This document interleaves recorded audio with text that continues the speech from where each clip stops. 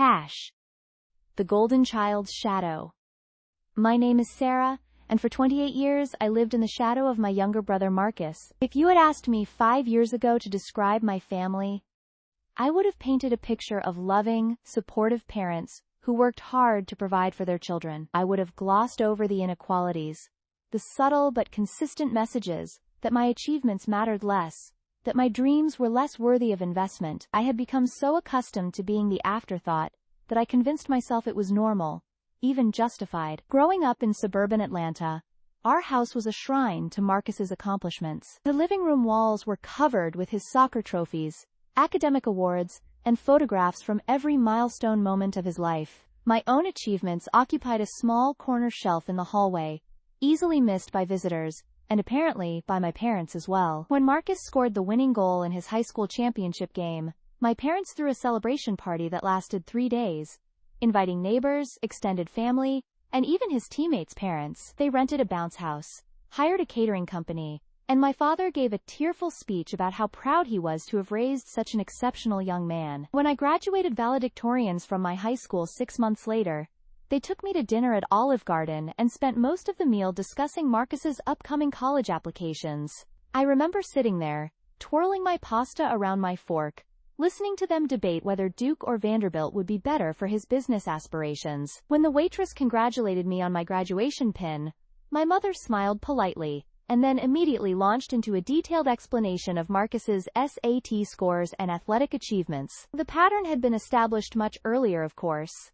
When I was 8 and Marcus was 6, I won the county spelling bee after months of preparation. I had studied for hours every night, memorizing word lists and etymology patterns. The day of the competition, my parents arrived 15 minutes late because they had to drop Marcus off at a friend's birthday party first. They stayed for my winning moment, took a quick photo, and then rushed out because they needed to pick Marcus up early from the party since he didn't like being away from home too long. When Marcus learned to ride a bike that same summer, my father took 3 days off work to document the milestone with professional photography equipment he had borrowed from a colleague. He created a photo album titled Marcus Conquers 2 Wheels and sent copies to every relative. When I had learned to ride a bike 2 years earlier, my mother had watched from the kitchen window while folding laundry and called out, "Good job, honey," when I managed to pedal around the block without falling. The academic disparities became more pronounced as we entered our teenage years.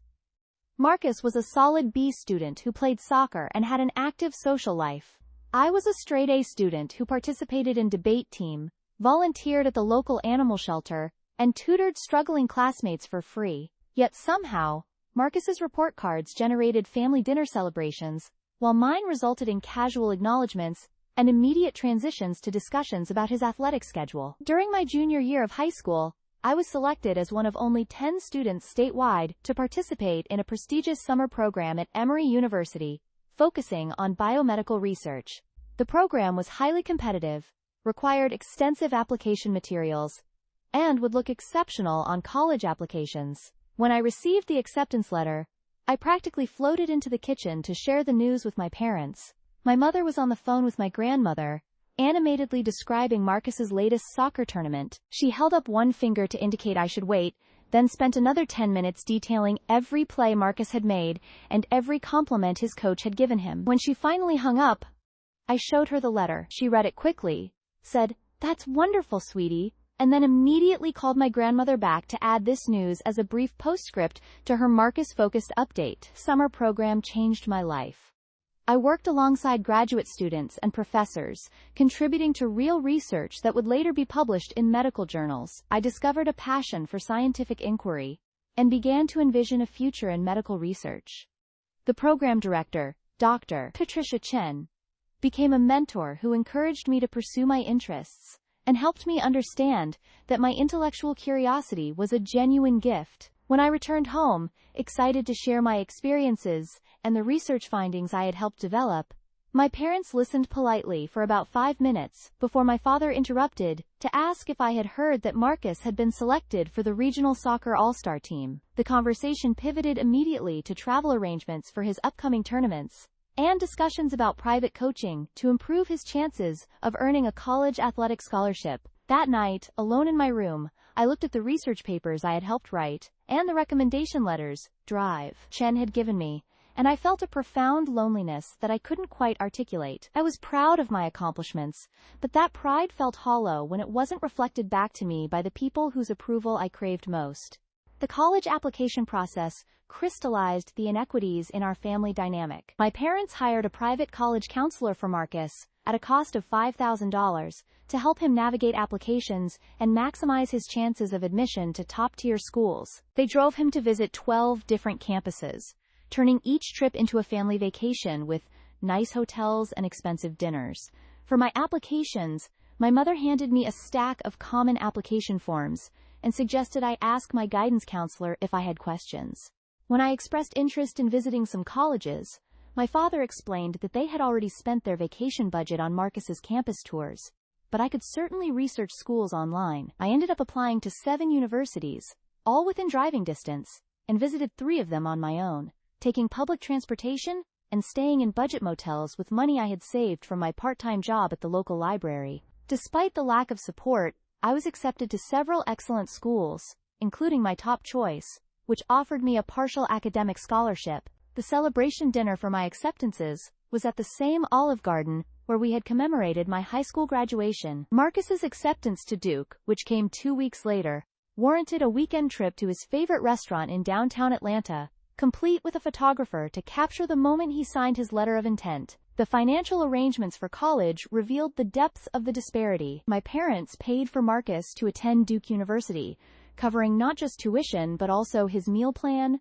housing, textbook allowances, and a generous monthly spending allowance. They bought him a car for campus, furnished his dorm room with new everything, and gave him a credit card for emergencies that had a $5,000 limit. Meanwhile, I worked 3 jobs to put myself through Georgia State University, taking out student loans for what my partial scholarship didn't cover. I worked at the campus library, tutored other students in biology and chemistry, and spent weekends waitressing at a restaurant near campus. My dorm room was furnished with items from thrift stores and hand-me-downs from family friends. When I expressed frustration about the financial disparity, my mother would sigh and explain that Marcus needed more support because he was pursuing a more demanding degree in business administration, while my biology major was more of a calling than a career path that would provide financial security. She would remind me that I was naturally academic and didn't need as much help, while Marcus required additional support to reach his potential. I told myself that their investment in Marcus made sense from a practical standpoint. Business majors did tend to earn more than biology majors initially,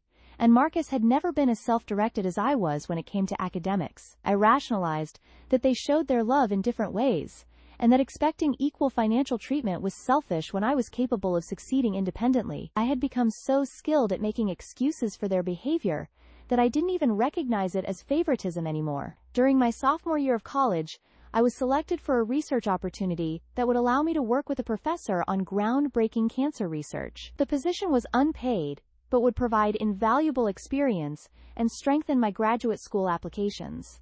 However, taking the research position would mean giving up my weekend waitressing job, which I needed to cover my living expenses. When I called my parents to discuss the situation, hoping they might be able to provide temporary financial support so I could pursue this academic opportunity, my father's response was immediate and firm. I couldn't afford to give me additional money because they were already stretched thin supporting Marcus, who had decided to study abroad in London during his junior year. The study abroad program cost an additional $15,000 beyond his regular tuition, but they considered it an essential part of his business education. I ended up turning down the research opportunity and continuing to wait tables on weekends. I told myself that I would have other chances, that this was just one opportunity among many. But watching Marcus post photos from London pubs and weekend trips to Paris while I served chicken wings to drunk college students left me with a bitterness I struggled to suppress. After college, I moved back home temporarily to save money for my own apartment while starting my teaching career. I had decided to pursue education after realizing that my parents' lack of support for my scientific interests had made graduate school financially impossible. Teaching felt like a practical compromise, a way to work with young people while still engaging with academic subjects I loved. Marcus had landed a job at a prestigious financial firm in Charlotte, and my parents were bursting with pride. They called everyone they knew do to share the news about his starting salary, his comprehensive benefits package, his downtown apartment with floor-to-ceiling windows, and his company car. I drove to Charlotte every few weeks to take him to dinner and check on his progress, each visit resulting in detailed reports to extended family about his professional advancement and social life. When I told them about getting hired at Roosevelt Elementary, one of the county's most challenging schools where I would be working with underprivileged children, my father nodded absently and asked if I had heard about Marcus's promotion prospects. My mother mentioned that teaching was a noble profession, but wondered aloud whether I might consider pursuing a master's degree in educational administration so I could eventually move into higher-paying administrative roles. The emotional neglect was subtle but constant, woven into the fabric of our daily interactions. My parents attended every one of Marcus's work events, even driving 2 hours to Charlotte for his company holiday parties and office picnics. They had never once visited my classroom, met my principal, or shown interest in the students whose lives I was working to improve. When I invited them to my school's annual science fair, where my students would be presenting projects we had worked on together for months, my mother declined, because it conflicted with Marcus's company softball league championship game. During my second year of teaching, I won Teacher of the Year for my district, an achievement that required extensive documentation of my teaching methods, student outcomes, and community involvement. The selection process had been rigorous, involving classroom observations, student interviews, and peer evaluations. I was one of only 5 teachers chosen from over 300 candidates across the district. When I called to share this news, my mother's response was to ask if the award came with a salary increase. When I explained that it was purely honorary but represented recognition of my impact on students' lives, she said, "That's nice, dear," and then immediately changed the subject to Marcus's new girlfriend, whom he had met at a networking event. She spent 20 minutes describing the girlfriend's background, her job at a marketing firm, and her family's impressive social connections. I had trained myself to expect nothing, so I felt grateful for scraps of attention. When my parents occasionally complimented my lesson plans or remembered to ask about my students, I treasured these moments as evidence of their love. When they attended my birthday dinner without mentioning Marcus for an entire hour, I felt like I had received a precious gift. I had become so starved for their approval that I interpreted basic politeness as affection and casual interest as deep care. The summer I turned 26 brought what I thought would be a turning point in my relationship with my parents. I had been saving every penny for 3 years to buy my first house, a goal that represented not just financial independence, but also my transition into full adulthood. Teaching salaries in Georgia weren't generous, but I had been incredibly disciplined about my finances. I worked summer school every year, tutored students in the evenings for additional income, and lived so frugally that I rarely bought anything beyond basic necessities. My social life had suffered during these saving years. I rarely went out with friends because I couldn't afford restaurants or entertainment expenses. I drove a 12-year-old Honda Civic with a broken air conditioner and a radio that only picked up 2 stations.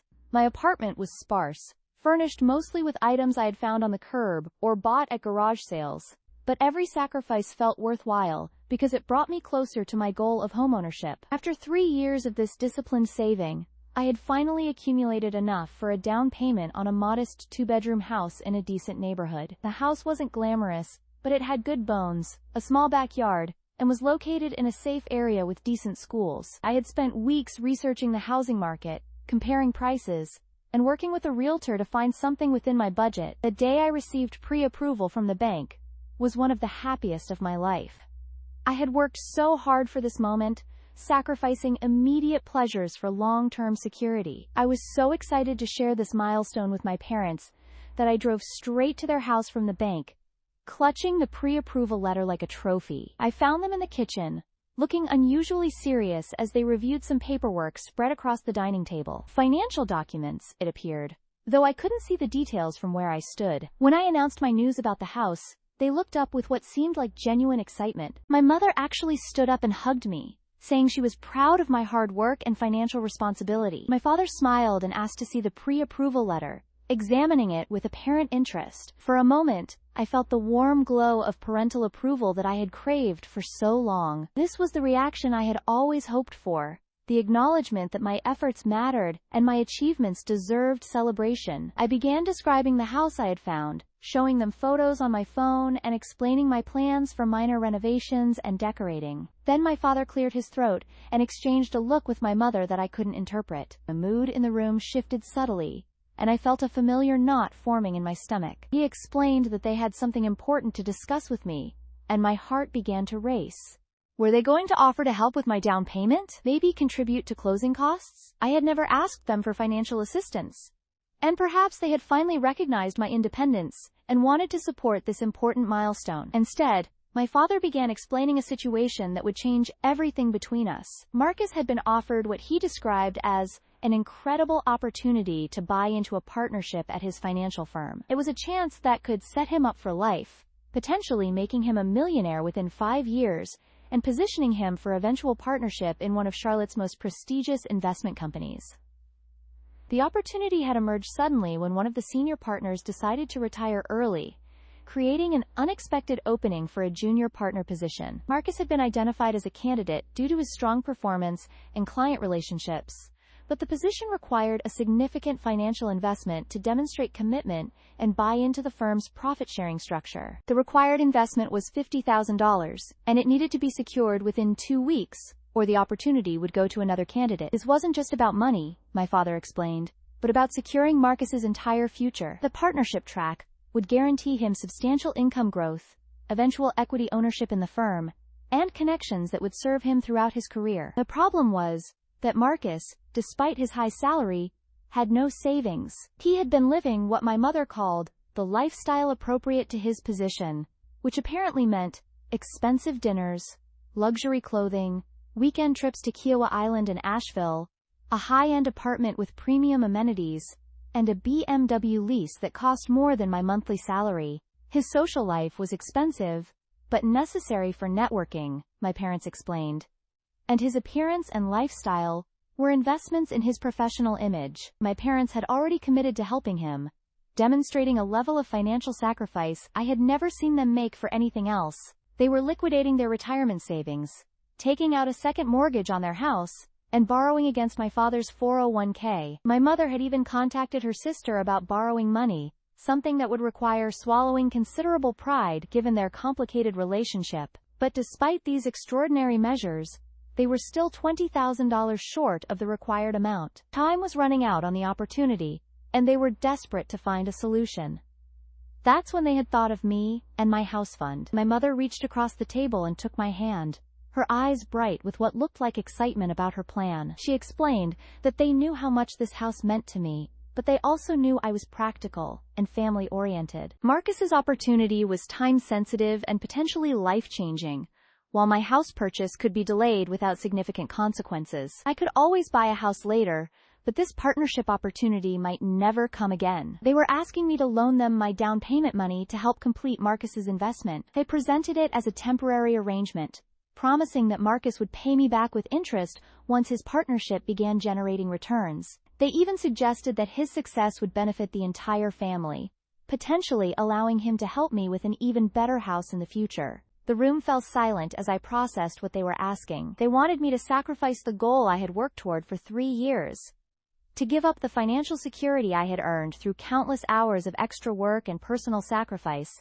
so that Marcus could benefit from yet another opportunity that had been essentially handed to him. They presented it as a family investment, but I could see clearly that it was another iteration of the same pattern that had defined my entire life. This wasn't really about Marcus's business opportunity. This was about their willingness to sacrifice my stability for his potential gain, just as they had done my entire life. They had never offered to help me with college expenses, never contributed to my student loans, never provided financial support for any of my goals, but they were willing to risk their retirement and ask me to risk my future for Marcus's advancement. Looking at their expectant faces, I realized they genuinely believed I would say yes. They had so thoroughly conditioned me to put Marcus's needs first that they couldn't imagine me refusing. In their minds, this wasn't even a real sacrifice, because my dreams had never been as important as his. They expected me to be grateful for the opportunity to contribute to his success. My mother continued talking, explaining how this arrangement would work. I could continue living in my apartment for another year or two,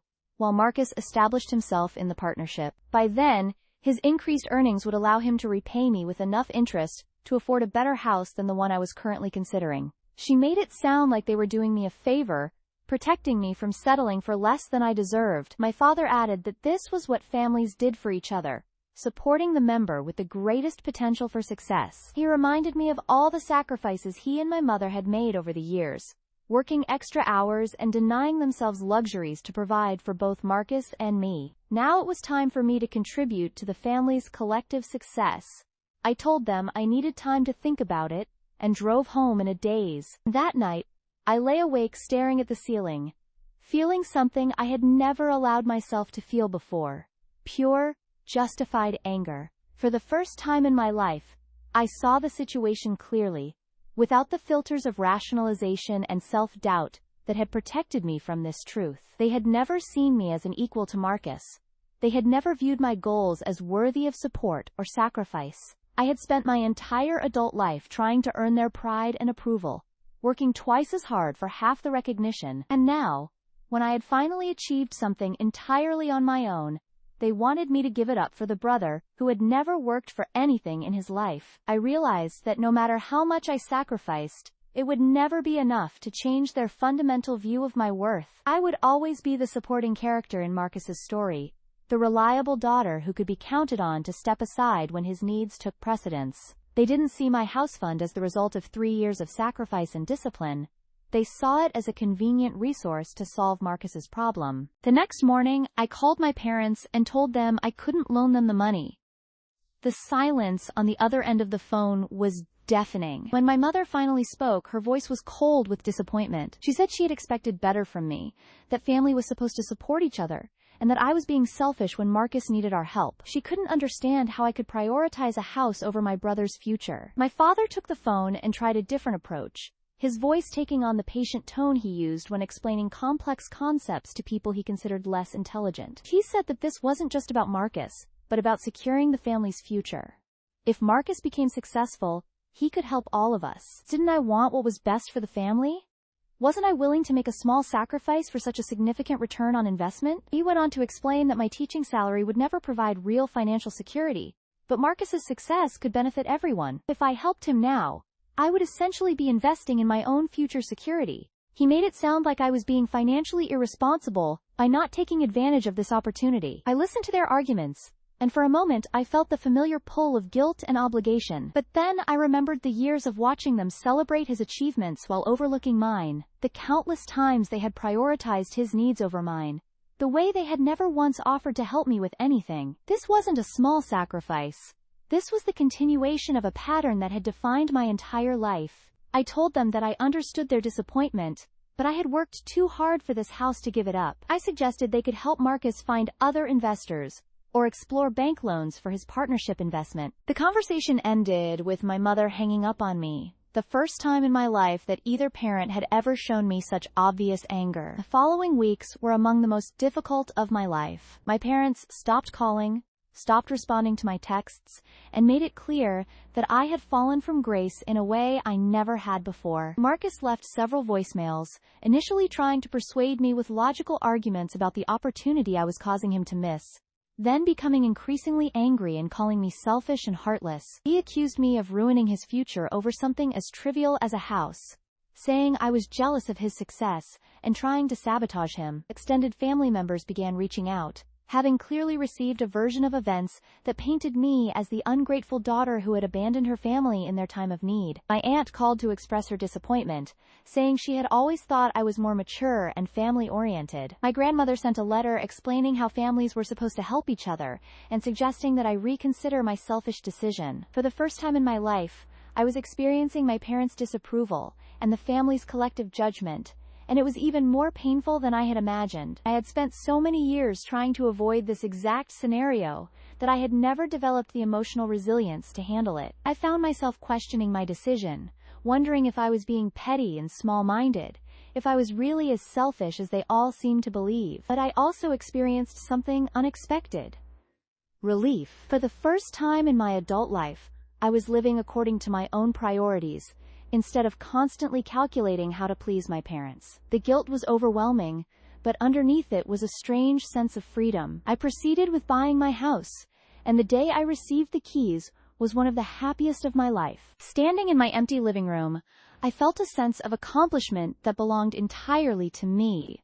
The emotional separation from my family was initially devastating, but it also created space for me to examine our relationships with clear eyes. I began to see patterns I had never recognized before. I remembered all the times I had changed my plans to accommodate their schedules, only to have them cancel at the last minute for Marcus's events. I recalled holidays where my contributions were taken for granted, while Marcus was praised for simply showing up. I thought about the years I had spent minimizing my own needs and celebrating theirs, receiving nothing but criticism when I finally prioritized myself. Slowly, I began to build a life that reflected my own values and interests. I decorated my house exactly as I wanted, without considering whether my choices would meet my parents' approval. I started dating again.